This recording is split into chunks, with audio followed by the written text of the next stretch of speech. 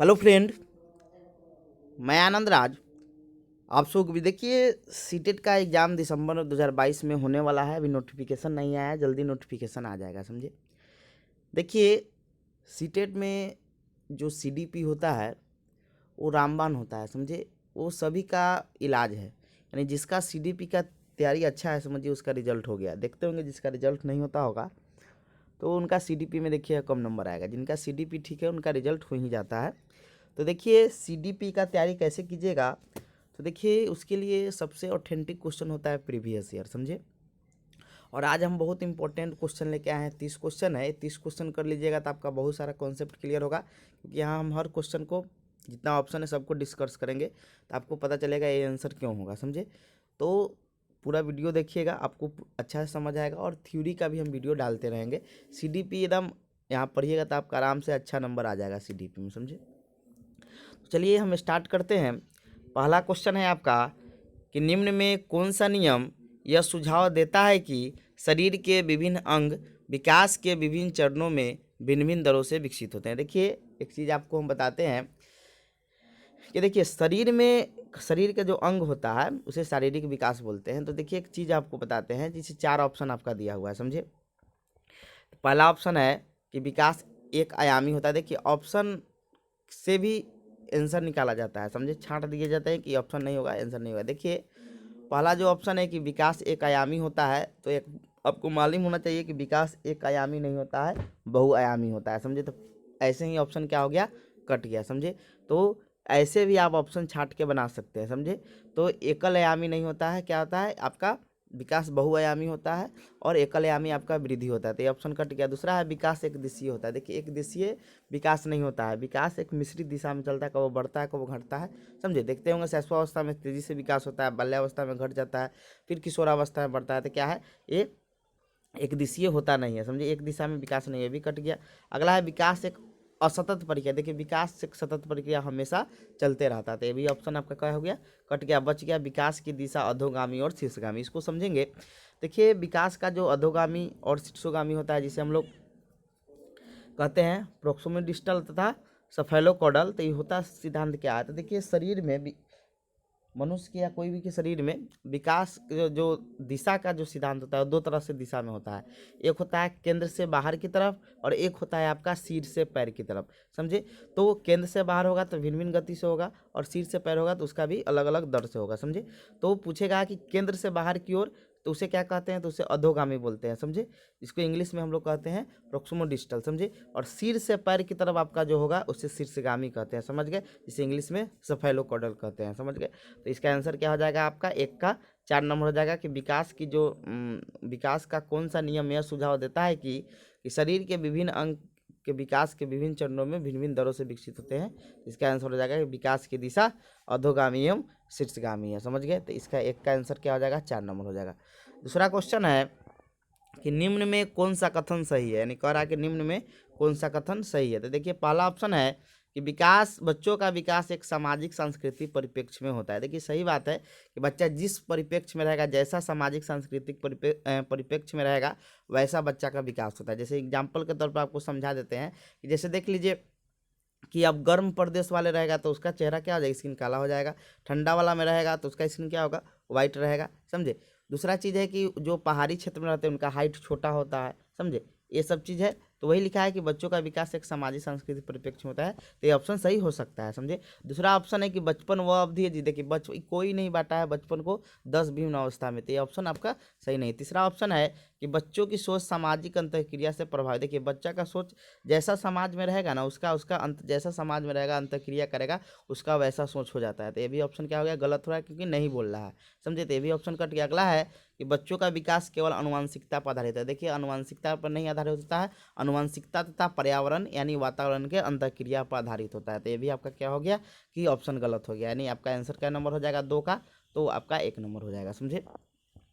तीसरा क्वेश्चन है कि अनुवांशिक अभिन्यास के पूर्व निर्धारित रूप से प्रकट होने की प्रक्रिया क्या कहलाती है। देखिए यहाँ कहने का क्वेश्चन क्या मतलब है कि अनुवांशिक अभिन्यास यानी जो हमारा लक्षण जो दिखाई देने वाला रहता है भविष्य में, वो कैसे प्रकट होता है, वो प्रकट होने की प्रक्रिया क्या कहलाती है, तो ये हमारा क्या कहलाता है, आपका परिपक्वता यानी मेचुरेशन कहलाता है। मेचुरेशन आ जाएगा, देखिएगा जैसे मान लीजिए 12 साल, जैसे हम लोग कहते हैं ना कि किशोरावस्था 12 साल आएगा तो मूछ दाढ़ी आ जाएगा लड़का में, ये सब तो वो सब क्या है कि मेचुरेशन आप में जब आ जाता है तब ये क्या होता है कि प्रकट होता है। तो वही लिखा है कि अनुवांशिक अभिविन्यास के पूर्व निर्धारित रूप से प्रकट होने की प्रक्रिया आपका परिपक्वता कहलाती है। समझे, अनुकूलन तो पियाजे के द्वारा दिया गया है कि जैसा वातावरण है वैसा ढलने की प्रक्रिया क्या कहलाती है, अनुकूलन कहलाती है, मतलब सीखना होता है।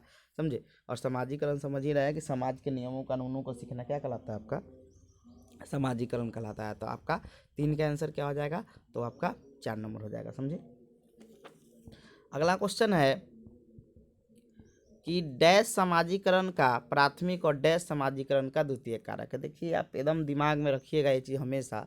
देखिए परिवार और परिवार के निकटतम सदस्य, एकदम दिमाग में रखिएगा, परिवार और परिवार के निकटतम सदस्य समाजीकरण के प्राथमिक कारक होते हैं, और उसके बाद जो भी आपको दे, समझे, वो द्वितीयक में आ जाएगा। समझे, तो याद रखिएगा परिवार और परिवार के निकटतम सदस्य आपके प्राथमिक समाजीकरण, या उसी को हम लोग प्रथम समाजीकरण या मुख्य समाजीकरण कहते हैं। समझे, इंग्लिश में प्राइमरी एजेंसी बोलते हैं।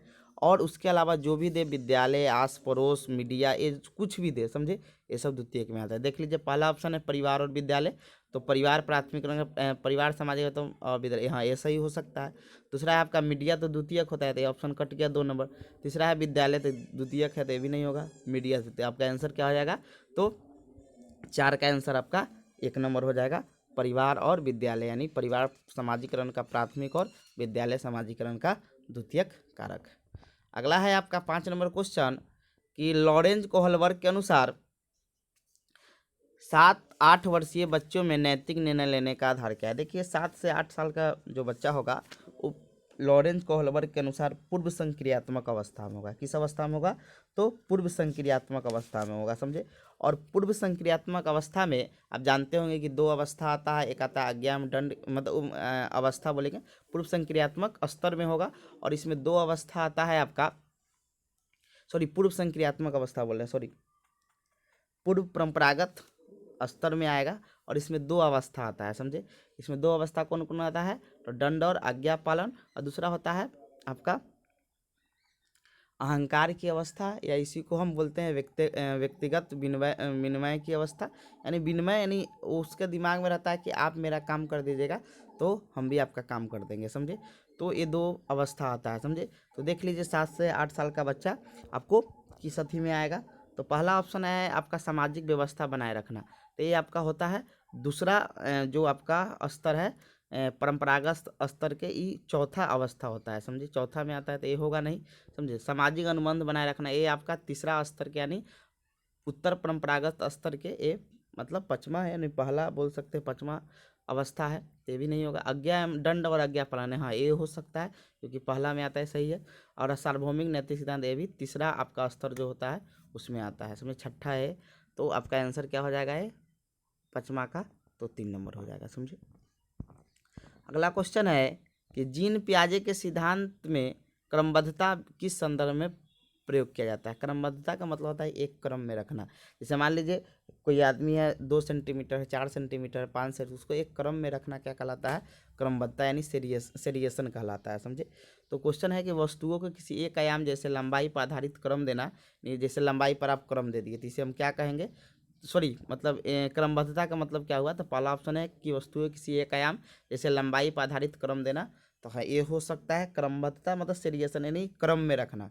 समझे, जैसे 5, 7, 8, 10, 12 है, तो इसको कहेगा कि एक बढ़ते हुए क्रम में लिखिए। समझे, तो आप 2, 4, 5 ऐसे करके लिख रहे हैं, तो क्या है, क्रमबद्धता यानी सीरियसन है। समझे, तो ये सही हो सकता है। दूसरा है दूसरे के परिप्रेक्ष्य लेने, देखिए दूसरा परिप्रेक्ष्य लेने की क्षमता ही नहीं होगी। जैसे मान लीजिए आपके पापा बोल रहे हैं चुप रहो, कहूँ मान लीजिए आप झगड़ा कर रहे हैं और वहाँ पर आपके पापा बोले कि मतलब एक तरह का इशारा किए चुप हो जाओ। समझे, तो इसे बोलते हैं दूसरे का परिप्रेक्ष्य लेने की क्षमता। या ये तो इससे रिलेटेड नहीं है क्रमबद्धता से, तो ये ऑप्शन तो होगा नहीं। तीसरा है चिंतन का वर्णनात्मक जैसा कहानी कथन होता है, ये भी एक क्रमबद्धता से इसका भी कोई मतलब नहीं है। चौथा है जैसे स्थानों, जैसे अपने विद्यालय का स्थानिक मानचित्र करने की क्षमता, ये भी क्रमबद्धता से मतलब नहीं है। तो आपका क्या नंबर ऑप्शन हो जाएगा, 1 नंबर हो जाएगा। जीन पियाजे के सिद्धांत में क्रमबद्धता किस संदर्भ में प्रयोग किया जाता है? तो वस्तुओं को किसी एक आयाम जैसे लंबाई पर आधारित क्रम देना। समझ गए? यानी 6 का आंसर क्या हो जाएगा आपका? 1 नंबर हो जाएगा। समझे? 7 नंबर क्वेश्चन है कि 5 वर्षीय नसीमा को लगता है कि चिकनी मिट्टी के गोले को यदि दबाकर एक सांप के रूप में परिवर्तित कर दे तो चिकनी मिट्टी बढ़ जाती है। जैसे आप लोग जानते होंगे कि आप लोग पढ़े होंगे पियाजे के जो संज्ञानात्मक विकास का जो दूसरा अवस्था है पूर्व संक्रियात्मक अवस्था, उसमें देखिए आप एक केंद्रीयता का गुण जानते होंगे। तो केंद्रीयता के गुण में क्या होता है कि देखिएगा बच्चा जो सोचता है कि ना कि जैसे मान लीजिए एक बड़ा सा गिलास है, एक छोटा गिलास है, दोनों में पानी बराबर है ना, तो बच्चा से पूछे किस में ज़्यादा पानी है तो बोलेगा कि बड़ा गिलास में। समझे? तो यानी सोच उसका क्या होता है कि संकीर्ण होता है। समझे? केंद्रीयता उसका केंद्र मतलब एक होता है अपसारी चिंतन, एक होता है अभिसारी। तो उसमें अभिसारी चिंतन होता है, वो बाहर रूप मतलब ब्रॉड रूप में नहीं सोच पाता है। समझे? तो वही है कि 5 वर्षीय नसीमा को यह लगता है कि चिकनी मिट्टी के गोलों को यदि दबाकर एक सांप के रूप में परिवर्तित कर दे तो चिकनी मिट्टी बढ़ जाएगी। यानी देखिए अब सांप के जितना मिट्टी रहेगा उतने ना उसका अथी हो जाएगा, मिट्टी तो बढ़ेगा नहीं। अब सांप के रूप में कर दीजिएगा तो उससे कैसे बढ़ जाएगा? समझे? मान लीजिए पानी है, पानी मान लीजिए पहले आप मान लीजिए डब्बा में रखे हुए हैं, सीधा डब्बा मान लीजिए लंबा डब्बा है, और फिर उसको जाके आप छिपा में रख दीजिए, थाली में रख दीजिएगा तो पानी बढ़ जाएगा, उतने ना पानी रहेगा। तो एक तरह का क्या है कि एक सोच उसका कैसा है, तो पूछ रहा है कि जीन पियाजे के अनुसार इस सोच के पीछे क्या तर्क है। देखिए जीववाद में तो बच्चा कोई चीज़ को सजीव मानता है तो उससे कोई रिलेटेड है नहीं। हाँ, केंद्रीयता हो जाएगा कि बच्चा का सोच क्या है, केंद्रीयता है, तो सही हो सकता है। तीसरा ऑप्शन है कि परिकल्पित निगनात्मक। देखिए परिकल्पित निगनात्मक आपका जीन पियाजे के अनुसार चौथा अवस्था में आता नहीं, यानी आप कोई चीज़ पर तर्क वितर्क करके उसके जैसे 2 + 3 5 होता है तो 8 में से 3 घट गया था 5 होता है, तो ये जब करने लगते हैं उसे परिकल्पित निगनात्मक बोलते हैं। चौथा है संक्रमण परिणाम निकालना, ये भी आपका नहीं है। ये होता है मतलब एक तरह का अनुमान लगाना। समझे? तो ये भी आपका नहीं होगा। ये आपका आंसर क्या हो जाएगा आपका 7 का, तो आपका 2 नंबर हो जाएगा केंद्रीयता। 8 नंबर क्वेश्चन है कि लेव वाइगोस्की के संज्ञानात्मक विकास का सिद्धांत डैश पर आधारित होता है। तो किस पर आधारित होता है? तो बताए थे सामाजिक अंतक्रिया को महत्वपूर्ण मानते हैं, तो पहला ही ऑप्शन है सामाजिक संरचना, ये सही हो सकता है। व्यवहारवाद तो कोई जोर नहीं दिए हैं, फिर मनोविश्लेषण पर भी जोर नहीं दिया, सार्वभौमिकता पर, यानी आपका आंसर क्या हो जाएगा सामाजिक संरचना, यानी 8 का आंसर आपका 1 नंबर हो जाएगा। समझे?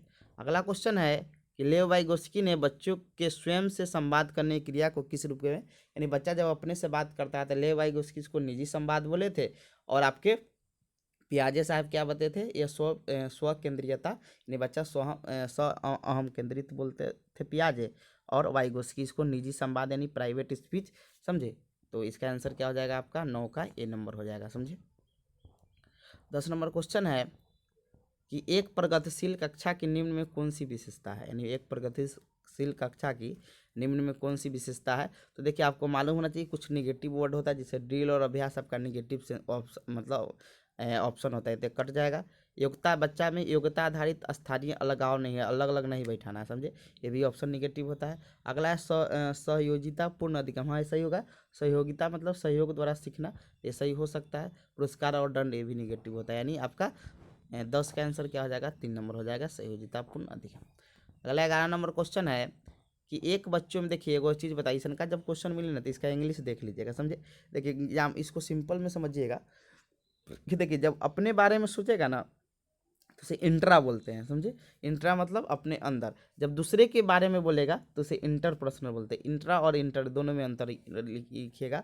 जब लिखा है ना एक बच्चे में दूसरे की नीयत, यानी दूसरे के बारे में बोल रहा है तो दूसरे के बारे में तो इंटर, और जब अपने बोलेगा एक बच्चा अपने संवेगों को ही समझ रहा है तो उसे इंट्रा बोलते हैं। समझ गए? तो वही क्वेश्चन है कि एक बच्चे में दूसरों की नीयत और इच्छाओं को समझने की योग्यता है, यानी दूसरे की। समझे? तो देखिए कहता है ना कि हमारे ज़िंदगी में इंटर कर गया, यानी इंटर करने के लिए 2 व्यक्ति, तो दूसरा व्यक्ति के बारे में बोला इसलिए इंटर पर्सनल इंटेलिजेंस इसको बोलते हैं। जब अपने बारे में बोले कि जब हम अपने संवेगों को समझते हैं, अपनी कमियों को जानते हैं, तो इस बुद्धि को क्या कहते हैं, तो इंट्रा पर्सनल, यानी अपने अंदर तो इंट्रा और दूसरे में तो इंटर। समझे? तो इसका एक बच्चे ने दूसरे, इसका आंसर क्या हो जाएगा आपका इंटर पर्सनल इंटेलिजेंस, यानी 2 नंबर ऑप्शन हो जाएगा। 2 नंबर में अंतरा व्यक्तित्व बुद्धि बोलते हैं। समझे? और जब अपने रहे तो उसे अंत व्यक्तित्व बुद्धि बोलते हैं। समझ गए? इसका आंसर क्या हो जाएगा कि एक बच्चे में दूसरे की नियत और इच्छाओं को समझने की योग्यता है, यह बुद्धि किस स्वरूप को दर्शाती है, तो ये अंतरा व्यक्तित्व बुद्धि, अंतरा मतलब दूसरे में, और अंत हो गया क्या कि अपने में, तो उसे इंग्लिश देख लीजिएगा इसका, क्योंकि हिंदी में कभी उल्टा पुल्टा भी दे देता है। इंटरपर्सनल इंटेलिजेंस का मतलब क्या हो गया कि दूसरे के बारे में, इंटर मतलब बोलता है ना कि हमारी ज़िंदगी में इंटर कर गया, तो दूसरे के बारे में। इंट्रा प्रश्न मतलब अपने बारे में। उसके बाद है आपका स्थानिक संबंध बुद्धि, यानी जब हम कल्पना के द्वारा, कल्पना जिसमें कल्पना ज़्यादा होता है, जैसे पायलट होता है, सोचता है, चित्रकार हो गया, इसमें स्थानिक बुद्धि होता है। और प्राकृतिक बुद्धि आपके किसान में, जीव विज्ञान के शिक्षक में, सब में पाया जाता है, समझ गए। तो इसका आंसर आपका 11 क्या हो जाएगा, 2 नंबर अंतरा व्यक्तित्व बुद्धि हो जाएगा। 12 नंबर क्वेश्चन है कि राष्ट्रीय शिक्षा नीति 2020 में निम्न में से कौन सा कथन प्रस्तावित है। तो पहला ऑप्शन है कि अपनी मातृभाषा में शिक्षित होना शैक्षिक और प्रौद्योगिक उन्नति में। देखिए बाधक कैसे है, हम अपने भाषा में सीखेंगे, अपने मातृभाषा में सीखेंगे, वो बाधक हो जाएगा। हाँ, तो ये ऑप्शन क्या हो गया आपका, गलत हो गया। बाधक नहीं होता है, हमारे लिए अच्छी बात होता है, समझे। आगे ऑप्शन है आपका कि विद्यालय को बच्चों को अंग्रेजी भाषा की प्रथम भाषा, देखिए अंग्रेजी ये चीज़ नहीं, देखिए जहाँ का जो मातृभाषा या क्षेत्रीय भाषा है ना, उस भाषा में सीखना चाहिए, समझे। अंग्रेजी भाषा में नहीं सीखना, ये कहूँ पे नहीं कहा गया है कि विद्यालय में बच्चों को अंग्रेजी भाषा की प्रथम भाषा में सीखना देना चाहिए। तो ये भी आपका ऑप्शन क्या हो गया, गलत हो गया, समझे।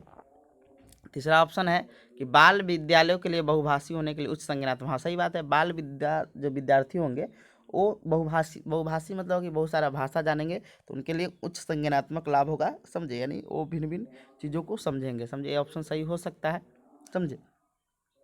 अगला ऑप्शन है कि द्विभाषी उपागम विद्यार्थी में देखिए द्विभाषा आप जानेंगे तो उसे उलझन पैदा होगा, ये भी गलत बात है। तो आपका 12 का क्या नंबर हो जाएगा, 3 नंबर आंसर हो जाएगा कि बाल विद्यार्थियों के लिए बहुभाषी होने के उच्च संज्ञानात्मक लाभ है।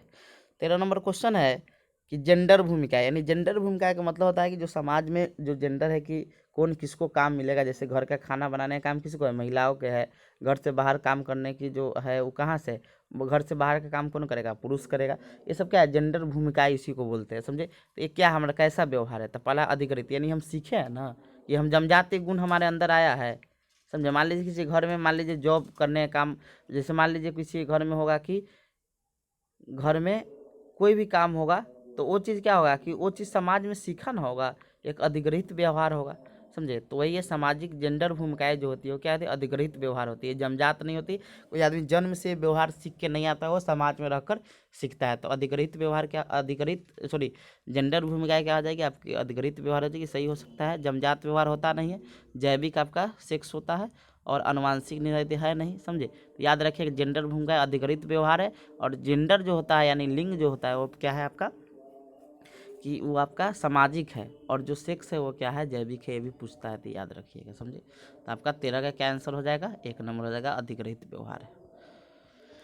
14 नंबर क्वेश्चन है कि सतत एवं समग्र मूल्यांकन, यानी सतत एवं व्यापक मूल्यांकन आप लोग पढ़े होंगे, CCE जिसे बोलते हैं। सतत एवं समग्र मूल्यांकन का प्राथमिक उद्देश्य क्या है, यानी इसका प्राथमिक उद्देश्य क्या है। तो देखिए आपका पहला ऑप्शन है कि छात्रों के प्रदर्शन की एक, देखिए तुलना तो सीटेट नेगेटिव मानता है, तुलना नहीं करना है बच्चा में। दूसरा है आपको छात्रों की समझ को आंकना और पाठ्यक्रम तथा शिक्षा शास्त्र को इसके अनुसार रूपांतरित करना, यानी मान लीजिए बच्चा में कोई कमी होगा या बच्चा ऐसे नहीं सीखना चाहता है, तो बच्चा उस पाठ्यक्रम में हम क्या करेंगे कि उसको सुधार मतलब रूपांतरित यानी चेंज करेंगे, समझे। तो ये ऑप्शन सही हो सकता है। तीसरा है छात्रों को उनके वर्गीकरण भी बच्चा को नहीं करना, ये भी ऑप्शन गलत हो जाएगा। चौथा है कि छात्रों को किसी विषय में सफल, ये भी घोषित नहीं करना है। तो आपका सतत व्यापक मूल्यांकन का प्राथमिक उद्देश्य होता है कि छात्रों की समझ को आंकना और पाठ्यक्रम तथा शिक्षा शास्त्र को उनके अनुसार रूपांतरित करना, समझ गए। यानी आपका 14 का क्या हो जाएगा, 2 नंबर हो जाएगा, समझे।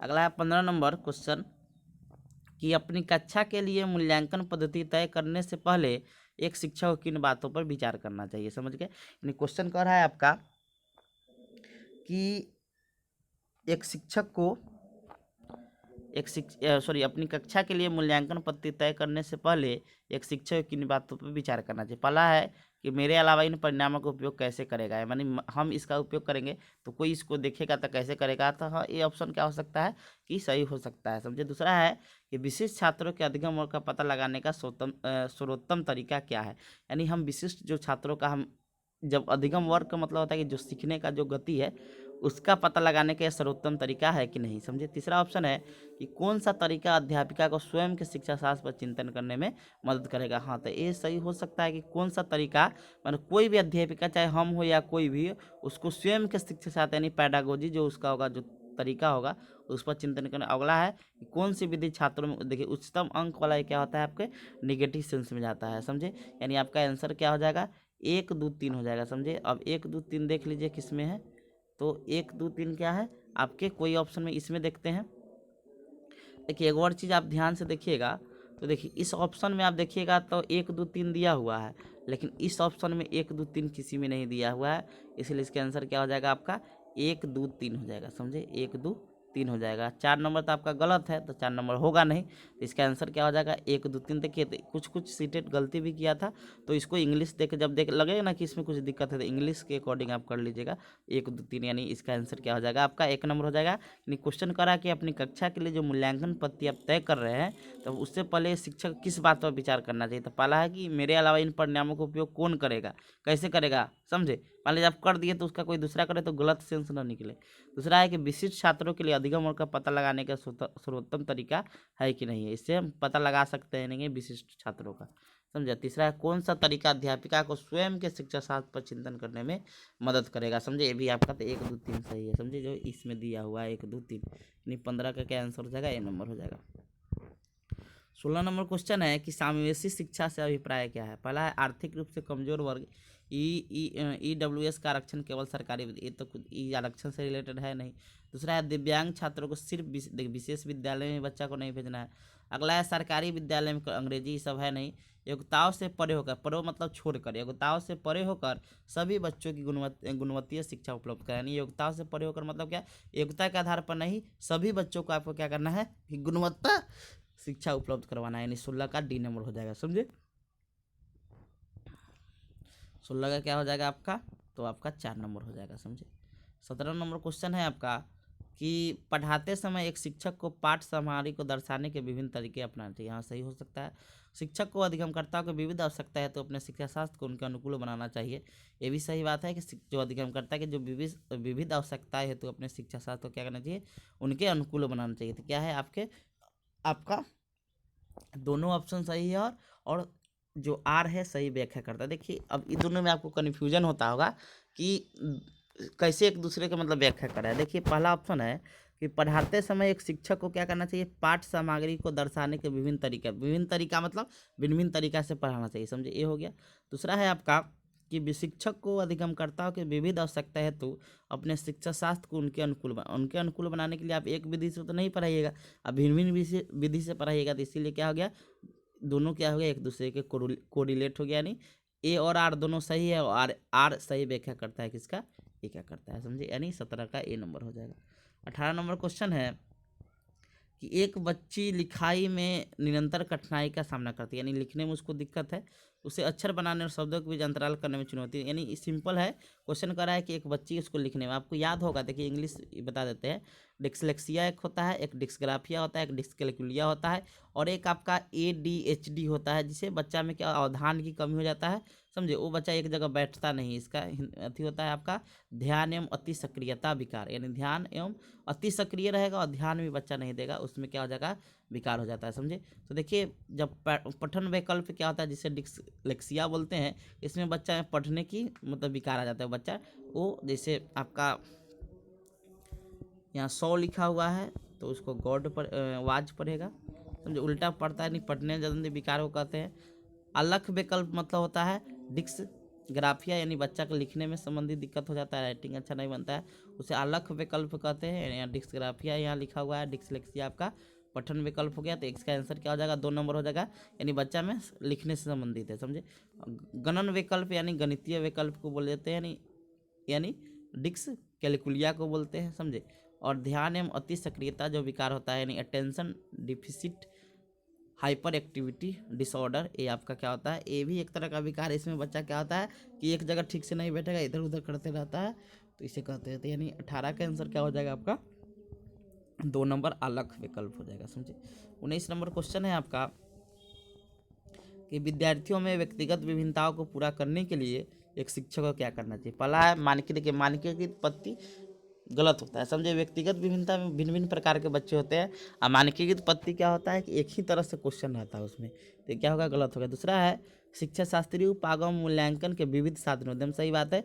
जो आपका शिक्षा शास्त्रीय उपागम है और मूल्यांकन का विविध मतलब भिन्न भिन्न प्रकार से हम उपयोग करेंगे, तो ये सही हो सकता है। अगला है कि रटत आधारित, देखिए रटन तो ऐसे भी निगेटिव होता है, और एक रूप शिक्षा शास्त्र का बोल रहा है प्रयोग करना है। एक रूप नहीं, एक रूप मतलब सभी को एक जैसा नहीं करना है, ये भी गलत हो गया। अगला है पेपर पेंसिल आधारित परीक्षण की संख्या में वृद्धि और पुनः स्मरण, पुनः स्मरण मतलब रटने वाला पर बल देना चाहिए, ये भी क्या हो गया।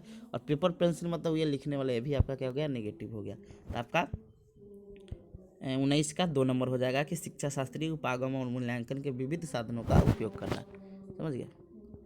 अगला है आपका 20 नंबर कि निम्न में कौन सृजनात्मकता का अनिवार्य लक्षण है। देखिए जिसमें सृजनात्मकता यानी क्रिएटिव माइंड पाया जाता है उसमें होता है अपसारी चिंतन यानी डाइवर्जिंग थिंकिंग होता है, समझे, याद रखिए अपसारी चिंतन, ये आंसर हो जाएगा क्या। और बच्चा मतलब क्लोज नहीं सोचता है, समझे, बच्चा क्या सोचता है, ओपन सोचता है इसमें, समझे, यानी एक से अधिक आंसर आता है। तो इसका आंसर क्या हो जाएगा आपका 20 का 1 नंबर हो जाएगा, अपसारी चिंतन हो जाएगा, समझे। आवेगिता, सोच में केंद्रीकरण, ये सब तो अभिसारी तो निगेटिव होता है, तो इसलिए आपका क्या हो जाएगा, निम्न में कौन सृजनात्मक का अनिवार्य लक्षण है, तो आपका 20 का 1 नंबर हो जाएगा। 21 नंबर क्वेश्चन है कि छोटे बच्चे ज्ञान की संरचना और अर्थ किस प्रकार निकालते हैं। तो सक्रिय अन्वेषण द्वारा, एकदम सही बात है। खेल द्वारा, ये भी सही बात है। पदार्थों द्वारा क्रिया और प्रयोग द्वारा, ये भी सही बात है। सहपाठी और व्यक्तियों द्वारा सहभागिता द्वारा, ये भी सही, यानी आपका 1 2 3 4 सही है, समझे, यानी आपका 4 नंबर ऑप्शन हो जाएगा किसका, तो 21 का क्या हो जाएगा, 4 नंबर हो जाएगा कि छोटे बच्चे ज्ञान की संरचना और अर्थ किस प्रकार निकालते हैं। तो सक्रिय अन्वेषण द्वारा, खेल द्वारा, पदार्थों पर क्रिया और प्रयोग द्वारा, सहपाठी और व्यक्तियों संग सहभागिता द्वारा, यानी आपका 21 का 4 नंबर हो जाएगा, समझ गए। अगला क्वेश्चन है तो 21 का क्या हो जाएगा, 1 2 3 4 सही है, 4 नंबर। अगला है आपका कि एक अध्यापिका बच्चों को फ़ोन नंबर रटने के लिए फ़ोन नंबर के 10 अंकों को 3-4 अंकों के समूह में बांट कर याद करना सुझाती है। तो अध्यापकों द्वारा सुझाव या रणनीति क्या कहलाती है, यानी कह रहा है कि 10 नंबर का है उसको 3-4 ग्रुप में बांट कर बोल रही है याद करने के लिए। तो यह क्या है, तो पहला ऑप्शन है आपका खंडीकरण, यानी खंडीकरण में बांट कर, समझे, यानी खंडीकरण को इंग्लिश में चुकिंग बोलते हैं, तो ये बांट कर सही हो सकता है, खंड मतलब तोड़ तोड़ के। दूसरा है कुटलेखन, कुटलेखन ये नहीं है। स्वागीकरण और अनुकूलन, तो ये सब है नहीं, आपका एक ही नंबर ऑप्शन है। क्या करना है कि खंडीकरण यानी बांट कर अध्ययन करना।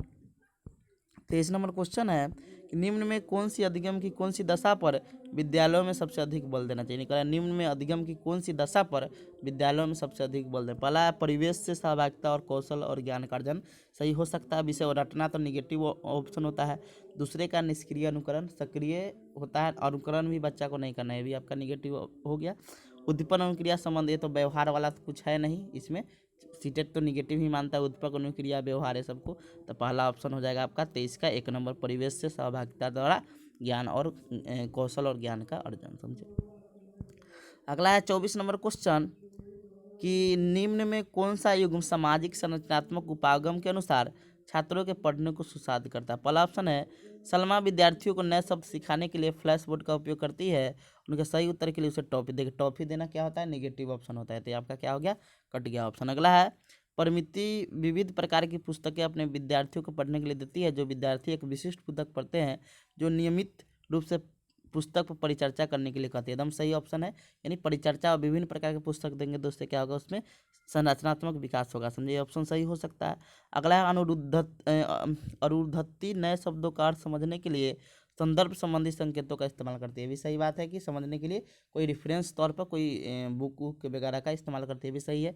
तीसरा है रेखा अपने विद्यार्थी को उन 5 शब्दों को 5 बार लिखने देती है जो वर्तनी परीक्षा में गलत करते हैं, तो इसका जो है आंसर होगा ना आपका 3 और 2 और 3 होगा, आपका 4 नंबर भी क्या है, गलत है। ये मतलब बार बार लिखवाना नहीं, अभ्यास नहीं करवाना है, समझे। तो आपका आंसर क्या आ जाएगा, 2 और 3, देख लीजिए 2 और 3, यानी आपका 24 का क्या हो जाएगा, 2 और 3 हो जाएगा, समझे। 24 का क्या हो जाएगा, 2 और 3 आपका आंसर हो जाएगा, यानी 2 और 3 क्या है, सही है, बाद बाकी आपका 1 और 4 गलत है, समझे। तो 24 का क्या हो जाएगा, 3 नंबर ऑप्शन हो जाएगा, 2 और 3 सही है, समझे।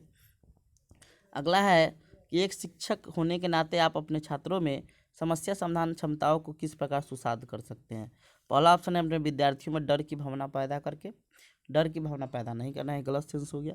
समस्या को हल एक अटल तरीका नहीं, अटल मतलब फिक्स होता है, ये भी आपका क्या हो गया, गलत हो गया। समरूपों के देख, समरूप मतलब उसके जो रिलेटेड जो और भी समस्या होगा उससे रिलेटेड करा करा के उसमें समस्या समाधान को सुसाध कर देगा। ऑप्शन सही हो सकता है। और निष्क्रियता आपका निगेटिव वर्ड होता है, तो यानी 3 नंबर आंसर हो जाएगा, यानी आपका 25 का क्या हो जाएगा, 3 नंबर हो जाएगा। 26 नंबर है आपका कि निम्न में कौन सा सार्थक अधिगम को सुसाध करेगा। पहला है कक्षा में संदर्भ रहित अधिगम को बढ़ाना।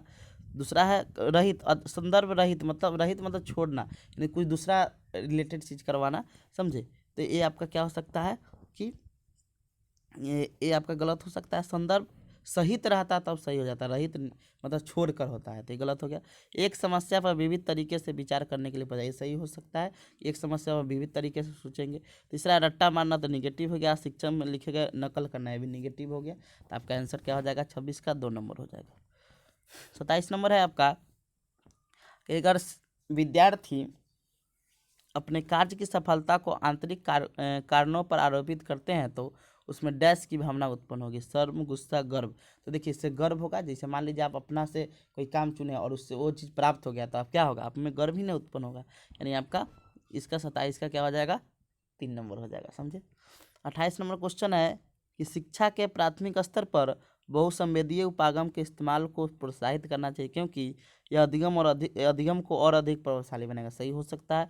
या कुछ बच्चों को नहीं, अर्जित तो कुछ है नहीं, ये भी निगेटिव है। और निर्देशन तो अध्यापक का कुछ है नहीं, ये भी निगेटिव सेंस में जाता है। और अज्ञापनता पैदा होती है, ये भी आपका निगेटिव है, नहीं आपका क्या हो जाएगा, ये 28 का 1 नंबर आंसर हो जाएगा, समझे। 29 नंबर है आपका कि बच्चे अक्सर विभिन्न संकल्पों के बारे में वैकल्पिक संकल्पनाएं और भ्रांतियां गठित कर लेते हैं। इस संदर्भ में निम्न में कौन सा कथन सही नहीं है। यह अध्यापिका को बच्चों द्वारा गठित वैकल्पिक संकल्पना और भ्रांतियों को सख्त रूप से हतोत्साहित नहीं करना है, उसको प्रोत्साहित करना है। बच्चा से पूछेंगे ना, बता जैसे देखिए इसका मतलब क्या होता है, समझिए। वैकल्पिक संकल्पना या भ्रांति क्या होती है। बच्चा जैसे मान लीजिए एग्जाम्पल के तौर पर, जैसे आप देखते होंगे ना, ट्रेन में आप बैठते होंगे तो देखिएगा ट्रेन जब चलता है तो लगता है कि बाहर पेड़ पौधा भी चल रहा है, एक तरह का भ्रांति ही इसे बोलते हैं। या देखिएगा जब बचपन में हम लोग रहे होंगे तो जैसे क्या लगता था कि सूर्य क्या होता है, घूमता है, पृथ्वी स्थिर है, तो ये सब भ्रांति है। तो बच्चा को इसको हतोत्साहित नहीं कर, उसको उसी को लेकर समझाना है, समझ गए। तो ये गलत हो गया, यही ऑप्शन क्या हो जाएगा आपका गलत। और बाद बाकी सही होगा कि बच्चे और वृक्षों में वैकल्पिक संकल्पना और भ्रांतियाँ गठन बहुत स्वाभाविक है। यह स्वाभाविक चीज़ है, कोई भी आदमी को ये चीज़ हो जाता है, कन्फ्यूजन जो भी है। तीसरा है, ये अध्यापिका को निश्चित रूप से इन वैकल्पिक संकल्पों और भ्रांतियाँ पर गौर करना चाहिए, क्योंकि ये सीखने सिखाने की प्रक्रिया में महत्वपूर्ण है, उससे बच्चा सीख सकता है। अगला क्या है, वैकल्पिक, तो ये सब जो चीज़ है क्या है आपका, पहला जो ऑप्शन है वही क्या हो गया, हतोत्साहित नहीं, उसको प्रोत्साहित करना है, यानी 29 का 1 नंबर हो जाएगा। लास्ट क्वेश्चन है आपका कि निम्न में से अधिगम का कौन सा परिप्रेक्ष्य यह कहता है कि ठोस प्रलोभनों और पुरस्कारों द्वारा विद्यार्थी के सीखने के लिए अभिप्रेरित किया जा सकता है। तो ये आपका जो होता है वह व्यवहारात्मक होता है, यानी व्यवहार द्वारा, समझे। इसका आंसर जो हो जाएगा आपका वो क्या हो जाएगा, आपका व्यवहारात्मक जो परिप्रेक्ष्य होता है, व्यवहार यानी बच्चा के व्यवहार में कैसे परिवर्तन लगेगा, तो वही पुरस्कार दीजिए, समझे, ये सब चीज़ देकर आप कर सकते हैं। तो आप क्या है, व्यवहारात्मक परिप्रेक्ष्य, यानी 30 का आपका आंसर क्या हो जाएगा, 2 नंबर हो जाएगा, समझे। आपका मानवतावादी, संज्ञानात्मक और सामाजिक सांस्कृतिक परिप्रेक्ष्य नहीं होगा, आपका कौन हो जाएगा, आपका व्यवहारात्मक हो जाएगा, यानी 30 का 2 नंबर, समझे। तो ऐसा क्वेश्चन हम करवाते जाएंगे, हर बहुत सारा करवाएंगे, जिससे आपका कन्फ्यूजन दूर हो जाएगा, समझे। Thank you.